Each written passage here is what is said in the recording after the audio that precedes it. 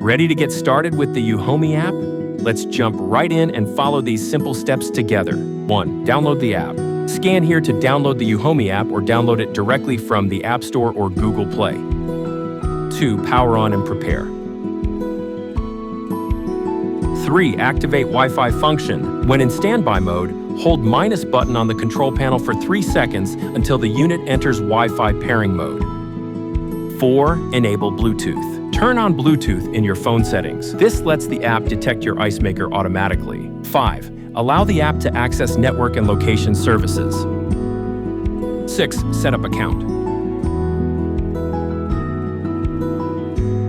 7. Tap Add Device, or the plus button from the app's home screen in the top right corner. The application will automatically search for available devices. Once your ice maker appears, tap Add to connect it. 8. Complete the connection. Once connected, tap Done to finish. The connection is successful. Start to enjoy the ice journey. Lights on or off. Enter cleaning mode. Set timer function. Power on or off. Customize to fit your needs.